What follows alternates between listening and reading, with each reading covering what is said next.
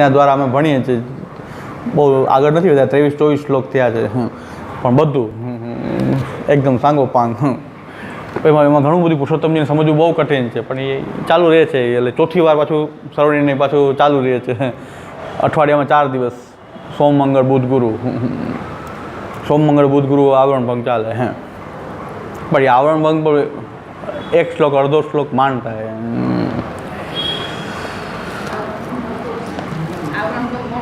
હા, મોટું હોય ને. આવરણ ભંગમાં ખૂબ વિસ્તારથી ચર્ચા કરે. મહાપુરુષ આ પ્રકાશ આટલી લાંબી છે, હવે આ પ્રકાશને પાછી એકનું પાછું આવરણ ભંગથી વિસ્તારથી સમજાવે. પુરુષોત્તમજી સમજાવે છે. કલ્યાણરાયજીની ટિપ્પણી છે. એટલે ભણવાવાળાને મેં કીધું ભાઈ કે ટાઈમ લિમિટ નથી, જો શરૂ કરવું હોય તો કરી, બાકી પ્રકાશને આટલું જે છે એનાથી ભણી લે. જો ભણવું જ હોય વ્યવસ્થિત તો પછી ટાઈમ લિમિટ આમાં નથી, ક્યારે પૂરું થાય. આટલા 200-300 કારિકા આખી છે આપણી, 283 જેવી. તો એ તો અને સાંગોપાંગ પુરુષોત્તમજી કંઈ બરાબર સમજાય જાય એવું જરૂરી નથી. એટલે આપણે દાવો ન કરી શકીએ કે પુરુષોત્તમજી બરાબર. મહેનત કરીએ તો જેટલું પછી રહી જાય તો એમાં ટીક માર્ક કરતા જાય કે આ વસ્તુ ક્લિયર નથી થતી. વાંચશું તો ખબર પડશે, ટેક્સ્ટ વાંચીએ તો ખબર પડે શું ક્લિયર નથી થતું. ટેક્સ્ટ વાંચવાથી બીજો ફાયદો એ થાય કે શું વસ્તુ સમજાતી નથી આપણને. એટલે એ ટીક માર્ક કરતા જાય. એટલે એક વોલ્યુમ બને કે ભાઈ શું આમાંથી કેટલા પ્રશ્નો નીકળે. સતત શાસ્ત્ર સરવણીને આપણે સતત કરતા જ રહીએ તો જ આમાંથી આપણને કંઈક સમજાતું રહે. વારંવાર આપણી સમજણ પણ વિકસતી જાય છે. ના, વારંવાર આપણને ગ્રંથ સમજાતો જાય વધારે સારી રીતે. ક્યારે પૂરું થશે એવા લોકો ભણી ન શકે. એમ કે ક્યારે પૂરું થશે તો એને પછી આપણે એને ભણી જ ન શકે. કારણ કે આ બધી વસ્તુને કંઈ ટાઈમ લિમિટ તો રહે જ નહીં. છતાંય આપણે મહાપુરુષની એટલી કૃપા કે ત્રીજી વાર પણ આપણે આ કરીએ છીએ. હા, ચાલુ જ છે. થાયકા નથી તો ચાલુ છે આપણું. ભાગવત માટે આપણે કરીએ છીએ આ બધું કે ભાગવતાર સમજાય એટલા માટે આ બધો પ્રયાસ છે.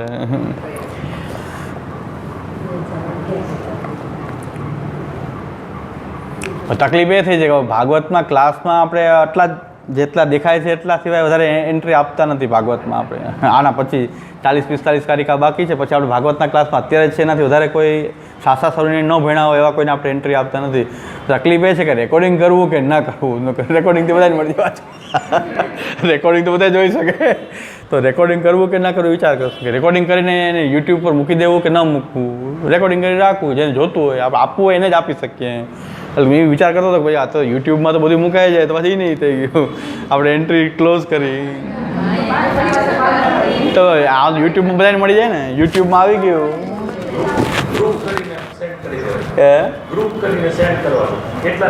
એટલે આપણે રેકોર્ડિંગ કરશું પણ આપણે મોકલવું એને જ મોકલીએ. એમ પ્રસારણ નહીં કરીએ એમ. કારણ કે ભાગવત માટે આપણી જરૂરિયાત એ છે કે શાસ્ત્રા સરવણીને વ્યવસ્થિત જે ભણ્યા હોય એ જ ભાગવતાર્થ ભણે અને સમજે. આપણે કથાકાર નથી થવું કે કથા નથી કરવી, કથાકાર નથી થવું. આપણે ભાગવતને સમજવું છે કે ભાઈ ભાગવત છે શું. અને મહાપ્રભુજી કહે છે કે સિસ્ટમ આ છે, શાસ્ત્ર સરવણીને તમે બરાબર સમજો, અસંભાવના વિપરીત ભાવના નિવૃત્તિ થાય તો જ ભાગવત સમજાય. ત્યાં સુધી ભાગવતને સમજાવવા માટે મહાપ્રભુજી આ બધું કહે છે. ભાગવતની તૈયારી છે આ હકીકતમાં તો. અને ભાગવત પછી કોઈ ટાઈમ લિમિટ નથી. યાવત જીવમ સેવાયાંબા કથાયાંબા. ભાગવત કથા તો ચાલુ જ રહે. ક્યારે પૂરું થાય એમાં કંઈ ચાલુ જ રહે. તથા સતી ઘટાદેરપી પૂરો સત્વાદ. હવે ઘટ પહેલાં પણ રહેલો જ ધર્મી નિત્ય માનવો પડશે. એટલે તથા સતી ઘટાદેરપી પૂર્વ સત્વાદ આવિર્ભાવ તિરોભાવયોરપી ભગવત શક્તિત્વેન નિત્યત્વાદ સદૈવ આવિર્ભાવ તિરોભાવાપત્તે હે નૈવમ પક્ષ સાધિયાન. આવિર્ભાવ તિરોભાવ શક્તિ ભગવાનની નિત્ય છે એમ તમે માનશો, અને ઘટ પણ તમારો નિત્ય છે તો ઘટનો નિત્ય આવિર્ભાવ થયા જ કરે. તિરોભાવનો આવિર્ભાવ બે સતત ચાલ્યા જ કરે. કોણ રોકે તો પછી એમ. તમે નિત્ય માન્યું છે તો એ નિત્યનો આવિર્ભાવ તિરોભાવ થયા જ કરશે. તો વચ્ચેને કંટ્રોલ કોણ કરે? એટલે એમ કહે છે નૈવમ પક્ષ સાધ્યાન. એટલે આ પક્ષ યોગ્ય નથી. તો એવી શંકા કરે તો કહે છે તત્ર આહ અન્યથા ઇતિ ઈચ્છા શક્તિ સહકારેણ અનુપત્તિ પરિહાર. આ અનુપત્તિ જે લાગી છે ભગવાનની એક ઈચ્છા શક્તિ પણ છે કે જ્યારે આવિર્ભાવ કરવો છે તો અમુકનો તિરુભાવ કરવાની ઈચ્છા પણ એની કામ કરતી હોય છે. સાથે સાથે બે નિત્ય માનો તો આવિર્ભાવ તિરુભાવ સમાનાંતર થયા જ કરશે. એમ આનું કહેવાનું એમ શંકા કરવાવાળા એમ કહે છે કે બે નિત્ય હોય ભગવાનની શક્તિ છે એ પાછી નિત્ય છે તો આવિર્ભાવ અને તિરુભાવ ચાલ્યા જ કરે સાથે સાથે ચાલ્યા કરે. તો અમુક વસ્તુ સ્થિર રહી શકે જ નહીં. તો પછી ઘટ તો રહી જ ન શકે ને. આવિર્ભાવ થયો તરત તિરુભાવ થયો તો એ ઘટ સ્થિતિ તો કરી રહ્યો છે.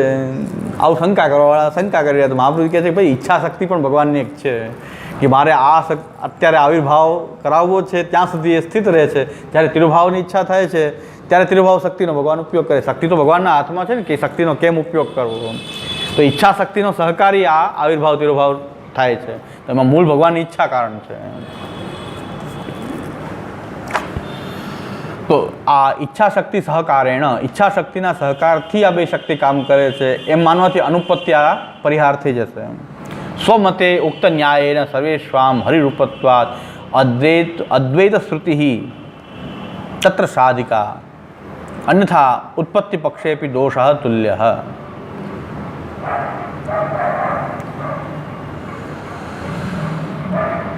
સ્વમતે ઉક્ત ન્યાયેન સર્વેશામ હરિરૂપત્વાદ આ રીતે બધું જ હરિરૂપ છે કારણ કે આવિર્ભાવ તિરુભાવની શક્તિથી કોઈ રૂપથી એ પ્રકટ થાય છે કોઈ રૂપથી તિરોહિત થાય છે. ઈચ્છા શક્તિના સહકારથી ઈચ્છા શક્તિ એમાં સહકારી હોય છે કે ઈચ્છા શક્તિને કારણે આવિર્ભાવ તિરુભાવ શક્તિ બે નિત્ય ચાલુ જ નથી રહેતી.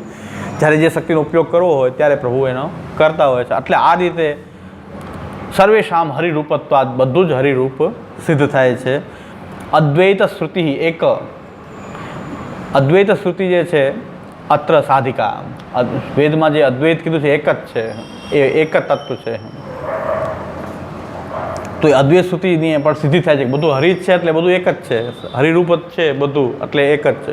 માયાવાદીઓ આને અલગ રીતે કહે છે કે હરિ જ છે બાકી કાંઈ નથી એટલે બ્રહ્મ સિવાય કાંઈ નથી એમ કહે છે.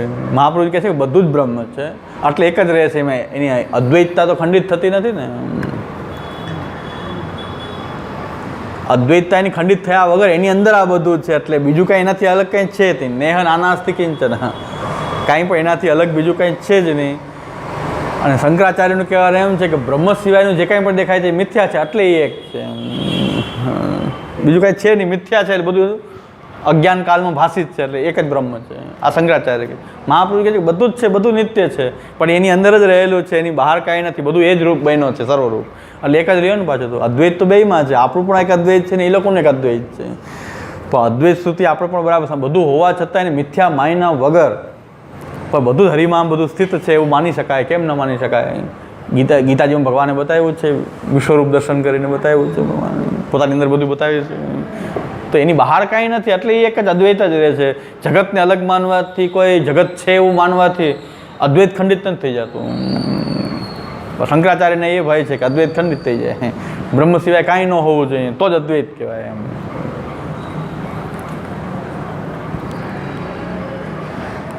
એકમેવાદ્વિતીયમ એકમેવાદ્વિતીયમ બ્રહ્મ. વેદ એમ કે છે એકમેવ અદ્વિતીય બીજું કોઈ વાત સાચી વાત છે. એકમેવાદ્વિતીય તો શંકરાચાર્ય એમ કહે છે કે બીજું કાંઈ હોય જગતને સાચું માનીએ બ્રહ્મ સિવાય કોઈ પણ વસ્તુને સત્ય માનશો તો દ્વિતીય થઈ જશે. આ શંકરાચાર્યની એટલે મારે માઇક માનીને મિથ્યા કરવું પડે છે. એકમેવાદ્વિતીયમ તો એકમેવાદ્વિતીય આપણે માનીએ છીએ. નેહ નાનાસ્તિ કિંચન ભગવાન સિવાય કાંઈ બીજું કાંઈ છે જ નહીં સર્વરૂપ હરિ જ છે. એટલે બધું નિત્ય છે ને એટલે જગત સ્વરૂપ સત્ય છે કારણ કે બ્રહ્મમાં જ છે. આ થોડો આ ડિફરન્સ છે શંકરાચાર્યનો ને આપણો. હવે નિશ્ચલાનંદ સરસ્વતી એમ કહેતા હતા કે અમારું જ વાત તમે કહી રહ્યા છો અમારી હાવ અપોઝિટ વાત એક કેમ થઈ જાય. શંકરાચાર્ય ગોર્ધન મઠના શંકરાચાર્ય એમ કીધું કે વલ્લભાચાર્ય સુબોધની જે છે એ સીધરી ટીકાની કોપી જ છે કાંઈ નવું નથી એમાં. પણ બે સ્ટેન્ડ આખા અલગ છે. તમે એમ કહો છો કે બ્રહ્મ સિવાયનું કાંઈ પણ છે એ મિથ્યા છે. અમે કહે છે કે બધું સત્ય છે છતાં એનું અદ્વિતીય ખંડિત નથી થતું. એ અમારો મત છે. જગત સત્ય છે બધું જ સત્ય છે જગત પણ સત્ય છે અને એના કારણે પણ અદ્વિતીયતા એની ખંડિત નથી થતી કારણ કે એની બહાર તો છે જ નહીં. એને એકમેવાદ્વિતીયને ખંડિત નથી થતું. એ અમારું અદ્વૈત છે સાકાર બ્રહ્મવાદી. અને તમારું જે છે અદ્વૈત જે છે કેવલાદ્વૈત એ આ પ્રકારનું છે. એટલે બે એકદમ અપોઝિટ સ્ટેન્ડ જેવું છે. આમ તો અદ્વૈત સરખું માનીએ છીએ પણ અદ્વૈતમાં આવો ભેદ છે. એટલે એક વાંચ્યા વગરનું કે વિચાર્યા વગરનું કોઈ સ્ટેટમેન્ટ કહેવાય. બહુ મહાન વિદ્વાન, મોટા વિદ્વાન હોવા છતાં નિશ્ચલાનંદ સરસ્વતી, અત્યારે ગોર્ધન મઠના શંકરાચાર્યજી, એણે એક વખત એવું સ્ટેન્ડ બોલ્યા, યુટ્યુબમાં છે એનું પ્રવચન, કે સુબોધની એટલે અમારી સિદ્ધરી ટીકાનું ખાલી રૂપાંતર, ખાલી શબ્દ ફેરવી નાખ્યા. વાત તો એ જ છે, અમારી સિદ્ધરી કોપી. એમ ટોટલ વલ્લભાચાર્ય સુબોધની કોપીમાં હતી. સુબોધનીથી બધા જલે છે હકીકતમાં, કે બીજા અમારા સંપ્રદાયમાં આવો ગ્રંથ નથી, બીજે ક્યાંથી આમ વલ્લભાચાર્ય કર્યું, બીજે ક્યાંય નથી કર્યું કોઈ સુબોધની. એટલે એને પછી સંતોષ લેવા માટે એમ કે સિદ્ધરીની કોપી છે. જો સિદ્ધરીની કોપી હોય તો જે કૃષ્ણને તમે મિથ્યાને માયિક કહો છો, અમે એને પારમાર્થિક સત્ય કહીએ છીએ, ચાલો તો માની લ્યો સત્ય, તો આપણે ભલે અમે તમારી કોપી કરી, ચાલો. તો અમારા વલ્લભાચાર્યજી પારમાર્થિક સત્ય છે પુરુષોત્તમ કૃષ્ણ, તમે એને માયિક કહો છો, અમે એને પારમાર્થિક સત્ય માનીએ છીએ, તમે તો વ્યાવહારિક સત્ય માન્યું છે ને. ચાલો હવે જાઓ, આપણે કંઈ એક કોપી કરી તો કરી, તો અમને કોપીમાં વાંધો નથી. જો કોપી હોય, તમારો આ અર્થ તમારો હોય તો અમને કોપીમાં વાંધો નથી, ચાલો. વલ્લભાચાર્યજીને વાંધો નથી કોપી કરવામાં. હા, પણ તમારો આ મત છે, પહેલાં એ નક્કી કરો કે તમે કૃષ્ણને પારમાર્થિક સત્ય માનશો, નહીં માનો તમે તો એક નિર્ગુણ નિરાકાર નિર્ધર્મક બ્રહ્મને જ માનશો. તમે કૃષ્ણને સાકાર રૂપને તમે તો માયિક કહેશો, તો તમે જેને માયિક કહો છો અમે એને પારમાર્થિક સત્ય માનીએ છીએ. હવે એક છે કે અલગ છે, બોલો. આ સમજ આપણી અંદર નથી, એટલે ગમે એમ બોલી જાય. આપણે જવાબ આપવા સક્ષમ હોવા જોઈએ કે ભાઈ તમે જે કહેતા હો કે એક કોપી છે તો અર્થ સરખો હોવો જોઈએ ને. શબ્દ ભલે અલગ હોય પણ અર્થ સરખો હોવો જોઈએ ને. જો એક હોય તો તમારો અર્થ આ છે, સિદ્ધરી ટીકાનો આ અર્થ થાય છે કે કૃષ્ણ પારમાર્થિક સત્ય છે એમ સિદ્ધર સ્વામી કહે છે? નહીં કહો ક્યારેય પણ. કૃષ્ણ લીલા તમે પારમાર્થિક સત્ય રૂપે લીલા, નિત્ય લીલા માનશો? ન માનો, તમે માની જ ન શકો, તો તમારો આખો સિદ્ધાંત ધ્વસ્ત થઈ જાય, માયાવાદનું આખું ભવન ધ્વસ્ત થઈ જાય જો માનતા હો તો. બાકી બસ આ જ ડિફરન્સ છે, બીજું કાંઈ નહીં. અમારો અભિપ્રાય છે, તમે તમારી રીતે સાચા હો, અમે અમારી રીતે સાચા છીએ. અમે એમ નથી કહેતા તમે ખોટા, હા, પણ તમારું કન્ક્લુઝન અમારું કન્ક્લુઝન અલગ, તો પછી એક કેમ થાય? આવું છે બધું. એટલે આપણે યુટ્યુબ જોતા હોય તો ઘણીવાર આવું માહિતી મળે કે આપણા વિશે કોણ શું બોલે છે. નજર રાખવી જોઈએ કે આપણા વિશે કોણ શું બોલે છે, તો આપણે એનો વિચાર કરવો જોઈએ કે આપણો જવાબ શું છે એની માટે, એની તૈયારી રાખવી જોઈએ. પછી એમને થોડુંક સુધાર્યું પણ ખરું. એક પ્રવચન થોડુંક સુધાર્યું એવું મને લાગ્યું. એમ કીધું કે આપણા મતથી જો સૌથી વધારે નજીક હોય તો વલ્લભાચાર્યજી છે. બાકી કાંઈક લાઇટ થઈ હશે તો એક પ્રવચનમાં એમ બોલેલા, હા હા, કે રામાનુજ, માધવ, પછી રામાનુજ અને પછી વલ્લભ. માધવ જે છે એ તો કમ્પ્લીટ દ્વૈત માને છે, એટલે આપણા કરતાં થોડાક વધારે દૂર છે, કારણ કે સાવ દ્વૈતમાં, આ દ્વૈત ઓલો સાવ દ્વૈત. મધ્વાચાર્ય તો વીર વૈષ્ણવ છે, એ તો એકદમ દબંગ વૈષ્ણવ છે. દ્વૈત એટલે દ્વૈત, અદ્વૈત થઈ શકે જ નહીં. જાઓ, મધ્વાચાર્ય જેમ કે અદ્વૈત જ છે, અદ્વૈત હોય જ નહીં. જીવ જીવ છે, બ્રહ્મ બ્રહ્મ છે, જગત જગત છે, ક્યારેય એક હોઈ શકે જ નહીં. તો બધાની વચ્ચે દ્વૈત છે, અદ્વૈત અદ્વૈત છે જ નહીં ક્યાંય, દ્વૈત જ છે. એ તો બહુ દૂર થઈ ગયા. પછી વિશિષ્ટાદ્વૈત, શરીરની જેમ અદ્વૈત છે. દ્વૈત હોવા છતાં પણ અદ્વૈત કેવું છે? શરીરી જેવું. એક જીવને જેમ શરીર ધારણ કરી બે એક થઈ જાય, છતાં થોડો ડિફરન્સ તો બન્યો છે, શરીરનો ડિફરન્સ તો રહે. એ પ્રકારનું જે અદ્વૈત જે છે વિશિષ્ટાદ્વૈત છે રામાનુજ. અને વલ્લભાચાર્યજી તો એમ કહે છે કે સર્વ એ જ બન્યો છે. એટલે એમ કહે છે કે આપણા મતથી જો વધારે નજીક હોય તો વલ્લભાચાર્યજી છે. એ આપણને નજીક પાછા માનવા માંડ્યા. કોપી કરવાનું કે પાછા નજીક માને લીલાલાલ ગોવર્ધન તરીકે. તો કાંઈ વાંધો નહીં. મેં ક્યાંક ભૂલ એને પાછી સુધાર્યું ખરું, એમ વાળી લીધી વાત કે ભાઈ વલ્લભાચાર્યજી આપણા કરતાં બહુ નજીક છે. કારણ કે આપણે જે એકમેવ અદ્વિતીય કહીએ છીએ એ અદ્વૈતને પણ વલ્લભાચાર્યજી અદ્વૈત તો માન્યું છે. પણ ડિફરન્સ છે, માયિક હોવાનો આ ડિફરન્સ છે. માયિક માયા સહિતનું અદ્વૈત જે છે, વલ્લભાચાર્યજી માયાને પણ નિત્ય માને છે.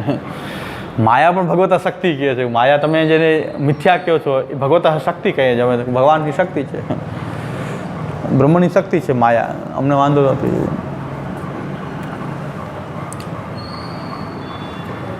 મધ્વાચાર્યજીને વૈષ્ણવ મતની અંદર જો એકદમ વીર વૈષ્ણવ હોય તો એ મધ્વાચાર્ય. મધ્વાચાર્યને વાંચવામાં આનંદ આવે એવું છે.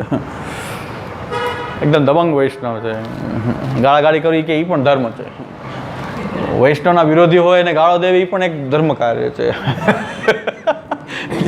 કે ગાળો દેવામાં શું વાંધો? આસુરોને તો ગાળો દેવી જ જોઈએ. આસુરો છે આ બધા, જે વૈષ્ણવ ધર્મનું ખંડન કરનારા આસુરો છે. માયાવાદીઓને ગાળો પણ દે, અસુર કહે છે, અસુર મત કહે છે. માયા આપણે નથી કહેતા, આપણે શિવના અવતાર કહે છે. ભગવાન શિવના અવતાર છે શંકરાચાર્ય. આપણા મત સાથે ડિફરન્સ હોઈ શકે, પણ શંકરાચાર્ય વિશે કોઈ શંકા નથી વલ્લભાચાર્યજીને, કે ભગવાન એમને એવી પ્રેરણા કરીને આવી છે એટલે માયાવાદ પ્રકટ થયો છે. મહાપ્રભુજી બચાવ કરે છે કે એ તો ભગવાનના સેવક છે, અને ભગવદ અંશરૂપ હોવાથી, વિભૂતિ હોવાથી ભગવત કાર્ય જ એમણે કર્યું છે. ભગવાન અભિપ્રેત હતો એવું માયાવાદ એમણે પ્રકટ કરીને બતાવ્યું. તો મહાપ્રભુજી તો શંકરાચાર્યને બચાવ કરે પાછા, એમાં શંકરાચાર્યને કોઈ ગાળાગાળી ના કરી શકાય. પણ મધ્વાચાર્ય તો અસુર મત કહે છે, અસુર છે આ તો. અસુરો તો ક્યારેય પણ ભગવાનનો પ્રલય થઈ જાય ત્યારે પણ અસુરોની મુક્તિ તો થતી જ નથી, માયામાં જ લઈને થાય. પ્રલય કાળમાં બધા એક થઈ જશે ને, નહીં. મધ્વાચાર્ય કે ત્યારે પણ નહીં. અસુરો તો ત્યારે પણ લઈ નહીં, પણ ભગવત વિમુખો જે છે એ તો ત્યારે પણ એને ભગવત પ્રાપ્તિ નહીં થાય. પ્રલય કાળમાં પણ એનું અંતર બન્યું રહેશે, એ માયામાં જ લીન થશે, ભગવાનમાં લીન નહીં થાય. એટલું બધું એટલે એથી કે ગાળાગાળી કરવી પડે તો કાંઈ વાંધો છે. અસુરોને ગાળો દેવી એમાં શું વાંધો?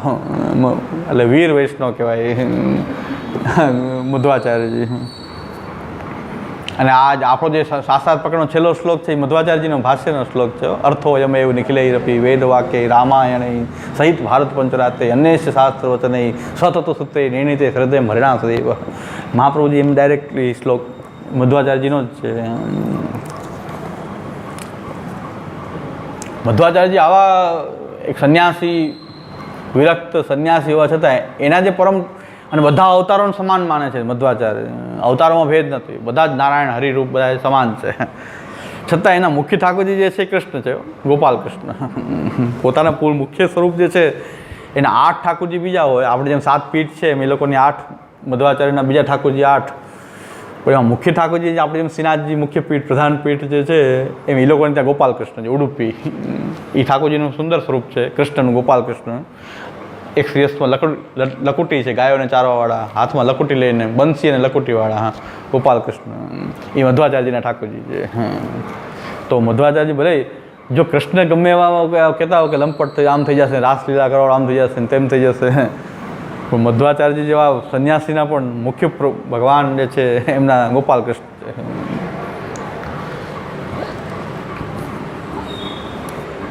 અત્યારે દયાનંદ વિશે થોડું હું ગાળાગાળી કરી દઉં. કારણ કે મધ્વાચાર્યજી કહે છે કાંઈ વાંધો નહીં, અસુરોને ગાળો દેવામાં કોઈ વાંધો નથી. દયાનંદ સરસ, હું તો દરેક આર્ય સમાજની કોઈ પણ પ્રવચનની ક્લિપ હોય મેં એક કોમેન્ટ લખી જ નાખું, દયાનંદ વિશે એક કોમેન્ટ લખી દઉં. કોઈ જવાબ આપતા નથી, કંઈ બોલતાય નથી, આર્ય સમાજ કંઈ બોલતાય નથી પાછા. હું યુટ્યુબમાં એનું પ્રવચન કાંઈ પણ ખોલું આર્ય સમાજનું, એક ક્લિપ મૂકી દઉં દયાનંદ વિશે. ત્યારે મને સંતોષ એમ થાય કે મહાપ્રભુજીને ગાળો દેનાર છે તો એને આપણે કાંઈક જવાબ દેવો જોઈએ. એ લોકો કાંઈ જવાબ દેતા નથી, કે બોલતા નથી. પણ હું એક યુટ્યુબમાં કોમેન્ટ મારી દઉં, દરેક યુટ્યુબમાં આર્ય સમાજનું કંઈક ખોલીને એક કોમેન્ટ લખી દઉં દયાનંદ વિશે. કારણ કે મહાપ્રભુજીને પાખંડી કહે છે, વામ માર્ગી કહે છે, ઠગ કહે છે મહાપ્રભુજીને, વલ્લભાચાર્યજીને. તમે કે થોડુંક હવે છઠે સાઠ્યમ પિશાચસ્ય પિશાચ ભાષાયામ વક્તવ્ય, પિશાચની ભાષામાં જ સમજે. પછી પિશાચસ્ય પિશાચ ભાષાયામ વક્તવ્ય, તો પિશાચોને પિશાચની ભાષામાં સમજાવવું જોઈએ. છતાં એમ કહે છે કે દયાનંદનો મત અમને વાંધો નથી, નિરાકાર બ્રહ્મ માનતો હોય તો અમે સ્વીકારશો. આટલો મતભેદ હોવા છતાં નિરાકાર બ્રહ્મની વાત કરતા હોય તો અમે માનશું કે હા નિરાકાર બ્રહ્મ હોઈ શકે, એમાં કોઈ વાંધો નથી. સગુણ સાકાર ન હોઈ શકે એમ કહેશો તો અમે વાંધો લેશું. બાકી તમારે યજ્ઞરૂપથી ભગવાન, અમે યજ્ઞરૂપ ભગવાન માનીએ છીએ. પૂર્વકાંડે બ્રહ્મતનુ પર હે, આપણે કીધું છે યજ્ઞરૂપો હરિ પૂર્વકાંડે હે બ્રહ્મતનુ પર હે. તો અમે તો માનશું, તમે યજ્ઞરૂપ ભગવાન કહો છો તો કાંઈ વાંધો નહીં, અમને વાંધો નથી યજ્ઞરૂપમાં. પણ યજ્ઞ સિવાય બાકી મૂર્તિ પૂજા પાખંડ છે એમ કહેશો તો પછી અમને વાંધો આવશે. પાછો મૂર્તિ પૂજા હોઈ શકે નહીં, યજ્ઞ જ હોય, મૂર્તિ પૂજા ન હોય તો પછી અમે એનો વાંધો લેશું. દયાનંદની મૂર્તિઓ, દયાનંદના ફોટાઓ બધાય રાખે છે.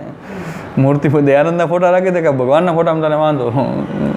આ સિદ્ધાંત એ લોકોનો. દયાનંદનું શું કામ રાખો ચિત્ર?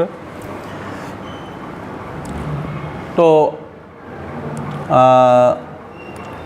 અદ્વૈત શ્રુતિ અત્ર સાધિકા અન્યથા ઉત્પત્તિ પક્ષેપી દોષતુલ્ય. ઉત્પત્તિ પક્ષ માનશો તો દોષ પાછો આને ઊભો રહેશે કે ઘટ ઉત્પન્ન થયો, ઘટને ઉત્પત્તિ માનશો, ઘટ ઉત્પન્ન થયો તો ઘટને આપણે ઉત્પન્ન થયેલો માનીએ તો એ ઘટ ઉત્પન્ન થયો એમ કહીએ છીએ તો ઘટ ઉત્પન્ન થયો કેમ થયું? પેલા ઘટ તો હતો નહીં, હવે તમે ઘટ ઉત્પન્ન થયો એમ કેમ બોલ્યા? તો એમ બોલાય જ કેમ? જો પેલા ઘટ ન હોય તો હવે ઘટ ઉત્પન્ન થયો. ઉત્પન્ન થયા પહેલાં તો હતો જ નહીં ઘટ, તો હવે ઘટ ઉત્પન્ન થયો એમ કેમ? નામ ઘટ કેવી રીતે થયું? પેલી વસ્તુ ઘટ પ્રકટ થયો એની મતલબ તમને ઘટ તમારા મગજમાં કંઈક છે ઘટ, એટલે ઉત્પન્ન થતાં તમને એમ થયું કે ઘટ ઉત્પન્ન થયો, તમને એમ લાગ્યું ઘટ ઉત્પન્ન થયો. તો ઘટ ક્યાંક હોવો તો જોઈએ ને પહેલાં, તો ઉત્પત્તિ થઈ તો એની પહેલાં ઉત્પત્તિ પહેલાં હોવો ન જોઈએ ઘટ, તો એને ઉત્પત્તિ માનશું કે નવું જ ક્રિએશન છે ઘટ. તો ઉત્પત્તિ પહેલાં તો ઘટ હતો નહીં. ઉત્પત્તિ પક્ષમાં શું દોષ આવે છે જોઈએ. ઉત્પત્તિ નામ કશ્ચન ધર્મ સ કસ્મિન ધર્મની ભવે. જો ઉત્પત્તિ નામનો જો કોઈ ધર્મ હોય તો ક્યાં ધર્મીમાં હતો આ ધર્મ? તો ધર્મીમાં તો આ ધર્મ હોય ને. ઉત્પત્તિ એક ધર્મ થયો, આવિર્ભાવ જેમ આવિર્ભવન એક ધર્મ થયો ને ઉત્પત્તિ એક ધર્મ થયો. ઉત્પત્તિ જો ધર્મ છે તો ધર્મી હોવો જોઈએ. ક્યાં ધર્મીમાં ઉત્પત્તિ હતો પહેલાં? ઉત્પત્તિ રૂપ ધર્મી ક્યાં હતો? પાછી એની વાત આવી ગઈ ને. તો ધર્મી તમારે નિત્ય માનશો તો પછી ઉત્પત્તિ માનો તો કે આવિર્ભાવ માનો. તો ઉત્પત્તિ નામ માનવામાં આવે, કશ્ચિન ધર્મ માનવામાં આવે, કશ્ચન ધર્મ સ કસ્મિન ધર્મીની ભવે. એ ક્યાં ધર્મમાં હતો પહેલાં? ઇતિ અનવસ્થા ચ સ્યાત. અહીં તો અનવસ્થા થઈ જશે. પછી ઉત્પત્તિ માનશો તો પહેલાં એ ક્યાં ધર્મી માનવું પડશે? એ ધર્મી પાછો નિત્ય હોય ને પાછો, નકર તો એ ધર્મી ક્યાંથી આવ્યો પાછો? ધર્મીની ઉત્પત્તિ કેમાંથી થઈ? ઉત્પત્તિ રૂપ ધર્મ એ કોઈક ધર્મીમાં હોવો જોઈએ. એ ધર્મી ક્યાંથી આવ્યો? પાછો સવાલ એ નહીં આવવો જોઈએ. અનવસ્થા થઈ ગઈ ને. તમારે તો નિત્ય કંઈક માનવું જ પડશે. નિત્ય માનશો તો આવિર્ભાવ તિરુભાવ છે, તો પછી ઉત્પત્તિ નથી. ઘટની અંદર આવિર્ભવન રૂપ ધર્મ હોવાથી ઘટ અસ્તિત્વમાં આવ્યો. કે એમાં આવિર્ભાવન રૂપ ધર્મ છે. ક્યાં ધર્મીમાં રહેલો છે? તો કે ઘટની અંદર જ રહેલો છે. આવિર્ભાવ થવાનો ધર્મ એ ઘટની અંદર રહેલો છે. ઉત્પત્તિ માનો તો એની પહેલાં તો કંઈ છે નહીં. ઉત્પત્તિ માનો તો આ ઉત્પત્તિ નામનો ધર્મ ક્યાં રહેતો હતો? ક્યાં ધર્મીમાં હતો? કંઈક ધર્મી તો હવે અસ્તિત્વમાં આવ્યો ને. ઘટ પહેલાં તો હતો નહીં એટલે ઉત્પત્તિ કહેવાય. તો એ પહેલાં ઉત્પત્તિ નામનો ધર્મ ક્યાં રહેતો હતો? પછી એ સવાલ ઉત્પન્ન થશે. તો ઉત્પત્તિ નામનો ધર્મ કંઈક બીજે રહેતો હોય ને, પટમાં રહેતો હોય ને ઘટ પ્રગટ થાય તો ધર્મી ને ધર્મ કોઈ અલગ તો રહી શકે જ નહીં ને, અવિચ્છિન્ન હોય બે. પટમાં ધર્મ રહેલો છે ને ધર્મી ઘટ છે, એમ બે અલગ અલગ તો હોઈ શકે ને. ધર્મી ધર્મ તો સાથે જ હોય ને. ફૂલ ને સુગંધ ક્યાંક છે ને ફૂલ કો અલગ છે એમ તો હોઈ શકે જ નહીં. ફૂલમાં જ સુગંધ છે, બીજા કોઈક ધર્મીમાં તો સુગંધ હોય નહીં. તો આ ઉત્પત્તિ પક્ષમાં આ વાંધો આવે. એટલે આવિર્ભાવ તિરુભાવ એ યોગ્ય પક્ષ છે.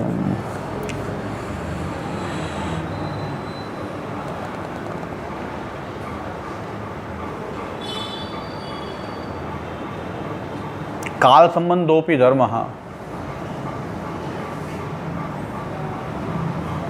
અતો ય કશ્ચિન નિરુચ્યતામ સ અવશ્યમ ધર્મ એવ ભવતીતિ ધર્મી પૂર્વસિદ્ધો વક્તવ્ય. ય કશ્ચિન નિરુચ્યતામ, તમે કાંઈ પણ નિર્વચન જ્યારે તમે કરો છો, બોલો છો, સ અવશ્યમ ધર્મ એવ ભવતી, કોઈ ધર્મ હોય અને એ ધર્મી પૂર્વસિદ્ધો વક્તવ્ય. એ ધર્મી પાછો પૂર્વ સિદ્ધ હોય ત્યારે એ ધર્મ ક્યાંય રહેતો હોય. ઘટો ભવતી એમ કહો છો, ચાલો ઉદાહરણ રૂપે ઘટો ભવતી ઇતિ કર્તરી પ્રયોગસ્ય અનુપન્ન સ્યાત. આ ઘટો ભવતી એવો કર્તરી પ્રયોગ કોઈ થઈ શકે જ નહીં. જો ઘટ પેલા નવો જ ઘટ બન્યો હોય તો હવે ઘટ થાય છે. શું થાય છે કે ઘટ થાય છે? તો ઘટ તો પેલા છે ને, હવે ઘટ બની રહ્યો છે. તો ઘટ પેલા છે ત્યારે આ પ્રયોગ થયો ને, ઘટો ભવતી. ભવતી છે પણ શું છે? આ ઘટ તો હતો જ નહીં, તો ઘટ શબ્દ આવવો જ ન જોઈએ ને. ત્યારે કાંઈ પણ શબ્દ તમે બોલો છો, નિરુચ્ચન એનું કરો છો, તો એ પહેલાં હોવો ક્યાંક હોય ત્યારે આ શબ્દ આવ્યો. આ શબ્દ ક્યારે આવ્યો? કે પહેલાં એક વસ્તુ પદાર્થ છે. કાંઈ પણ બોલશો એ ધર્મ થશે તો ધર્મી કોક હશે જ. આપણે હમણાં ખ્યાતિ વિવેકમાં એ કે રજતના સંસ્કાર છે, તો રજત તમે ક્યાંક જોયું તો હોય ત્યારે સંસ્કાર આવ્યા ને, રજતના સંસ્કાર આવ્યા. હા, રજત તો હોવું તો કંઈક જોઈએ. એ સંસ્કાર તમારી અંદર વિદ્યમાન છે. સંસ્કાર વગર તો રજત તમને કેમ દેખાડવું? કે આ રજત છે એવું કેમ ખબર પડી? ભ્રમ થતાં પહેલાં પણ પદાર્થ તો હોવો જોઈએ. એ તમારી અંદર સંસ્કારમાં રહેલો છે એટલે તમને આ કે ચાંદી જ દેખાય છે. ચાંદી જ ન જોઈ હોય તો એને કાંઈ ખબર જ ના પડે કે શું છે આ ચાંદી છે એવી ખબર ના પડે. કારણ ચાંદી તો જોઈ જ નથી ને ક્યાંય, તો ચાંદી ક્યાંક સિદ્ધ છે એમ. ઘટો ભવતી એમ કહો છો કે ઘટ થાય છે, બને છે, તો બને છે શું બને છે? ઘટ બને છે. તો હવે અત્યારે તો ઘટ બની રહ્યો છે, એની પહેલાં તમે ઘટ હોવો જોઈએ, તો તમે ઘટ બને છે એમ કહો છો. ઘડો પહેલાં હવે અત્યારે ઘડો બની રહ્યો છે, પણ પહેલાં ઘડો તમે જોયો છે, બનેલો છે, ક્યાં ઘડો છે તો ઘડો બને એવો પ્રયોગ થાય ને. અત્યારે જ બને છે તો ઘટ નામ જ ન હોય ને. તો પછી જે વસ્તુ અત્યારે જ બની છે એનું કોઈ નામ જ ન હોય ને. જેમ કે અદ્ભુત વિલાસ, આપણે ત્યાં અદ્ભુત વિલાસની સામગ્રી છે. અદ્ભુત વિલાસની સામગ્રી એવી છે કે બની ન શકે, થઈ જાય. એની કોઈ રેસીપી ફિક્સ કરો તો અદ્ભુત વિલાસ ન થાય.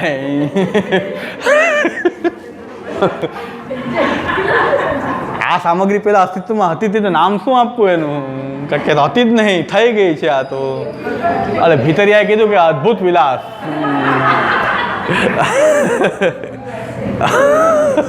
સામગ્રી બગડી ગઈ. એટલે અમુક વસ્તુ બગડી જાય પછી હવે સુધારવું કેમ? તો બીજી બધી સામગ્રીના ભૂકા અને અંતે જે કાંઈ હોય તો એ બધું એમાં પધરાયું. ચાસણી કરીને પાછું નંગ જમાવીને સરસ પાછું ભોગ ધરી દીધો. ભીતરાને ખબર નહીં કે આ સામગ્રી જલાવી તો હવે બગાડવું સાવ બગડે, અને બગડે તો કોઈ રાડારાડી કરે કે તમે વસ્તુ બગાડી. એમાંથી કંઈક સુધારીને કંઈક બરફીની જેમ જમાવી અને ટૂંક કરીને ભોગમાં ધરી દીધી ઠાકોરજી. મહારાજશ્રી ભોજનમાં પધાર્યા, ભોજનમાં સામગ્રી આવી હતી કે આ સામગ્રી ક્યાં ભીતરિયાએ બનાવી? તો ભીતરિયા કે મયરા તો એટલે કે ભીતરિયાને બોલાવો, જેને બનાવી એને બોલાવો. એને કે મયરા, તો ખબર પડી ગઈ. તો મહારાજ કહે કે બહુ અદ્ભુત સામગ્રી बनी, कैसे बनाई? તો યા કો નામ કા પહેલે કભી દેખી નહીં હતી, ક્યારે જોઈ નહોતી આ સામગ્રી, અત્યારે જ આવી. તો કૃપાનાથી અદ્ભુત વિલાસ છે.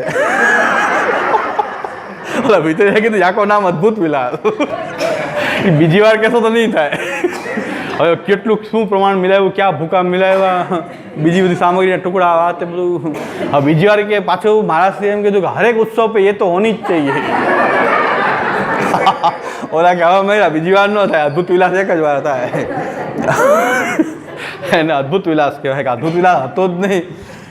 એ મહારાજશ્રી બોલ્યા ને કે અદ્ભુત સામગ્રી થઈ કે અદ્ભુત વિલાસ, કૃપાના જાકો નામ અદ્ભુત વિલાસ.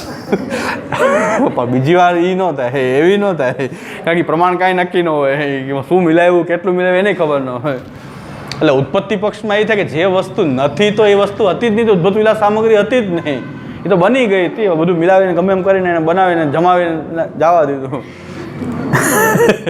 તો અદ્ભુત વિલાસ થઈ ગયો. પણ હવે પાછું ન બને અદ્ભુત વિલાસ.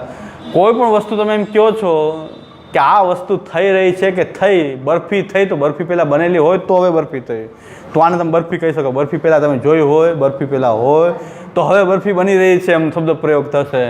તો પહેલાં તો એને માનવું જ પડશે ને કે ધર્મી નિત્ય માયના વગર આ વસ્તુનું નિરાકરણ ન આવી શકે. ઉત્પત્તિ પક્ષમાં આ દોષ ઊભો જ રહે છે કે ઉત્પત્તિરૂપ ધર્મ ક્યાં રહે, પહેલાં ક્યાં રહે? તો પહેલાં વાત તો એ નહીં આવે કે પાછી નિત્ય થઈ જશે. પાછું નિત્ય થશે તો ઉત્પત્તિ નથી. જે વસ્તુ નિત્ય છે એ ઉત્પન્ન થતી આવિર્ભાવ થાય છે.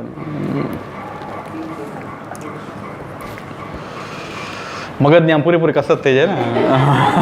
થોડીક વાત આ છે શું એવું લાગે, પણ અહીં સુધી રાખીએ પછી હવે આગળ અડધી કાર્ય અડધો શ્લોક માનતો. આપણે હાર્ટ ઓફ ધ મેઇન છે આ સર્વનિર્ણયનું આવિર્ભાવ તિરુભાવ.